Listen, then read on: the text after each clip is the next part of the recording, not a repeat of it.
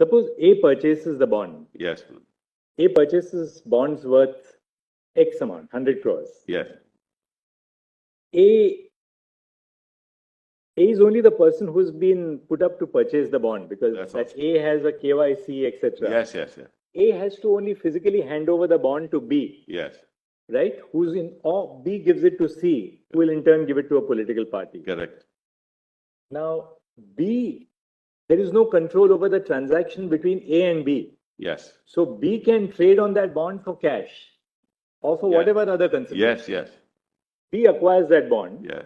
B hands it over to a political party. Yes. Or B gives it to C and C hands it over to a political party. Yes. The person who satisfied the requirement of the transaction being through the normal banking channels is A, the purchaser, the ostensible purchaser of the bond. Correct.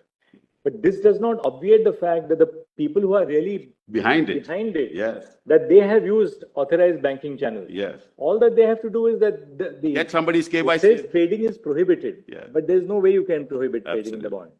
Absolutely.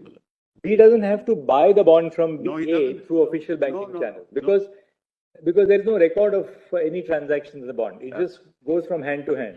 ये जो video आपने देखी, ये actually हमारे जो chief justice DY Chandrachud जी हैं, उनका नज़रिया है आपके जो इलेक्टोरल बॉन्ड यानी चुनावी चंदा जो है, इस मुद्दे पे जैसा कि मैंने पहले भी आपको अपडेट किया है कि इस पे सुप्रीम कोर्ट में एक लंबी सुनवाई चली है और सुनवाई के बाद आदेश सुप्रीम कोर्ट ने सुरक्षित कर रखा है और जल्द ही कोई निर्णय सुप्रीम कोर्ट का आएगा।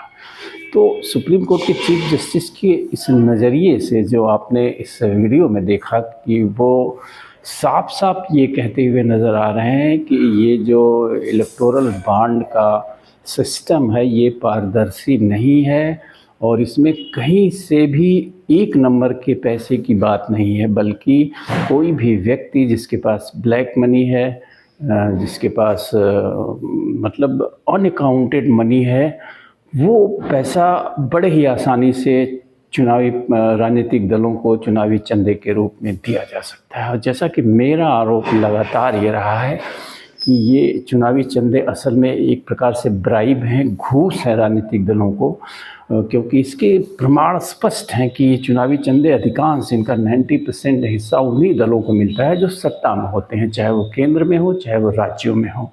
तो ये इस बात की ओर संकेत करता है कि ये चुनावी चंदा असल में घूस हैं, ये राजनीतिक दलों को दिए जाने वाले घूस हैं और इनका फ़ायदा ये उठाते हैं। इसीलिए ये जो है बात चल रही है कि चुनावी चंदे जो राजनीतिक दलों को हैं वो पब्लिक प्लेटफॉर्म पे आने चाहिए, पब्लिक फोरम में होने चाहिए, ताकि पब्लिक को पता हो, पूरे देश को पता हो कि कौन चंदा दे रहा है और वो सरकार से किस प्रकार का लाभ ले रहा है।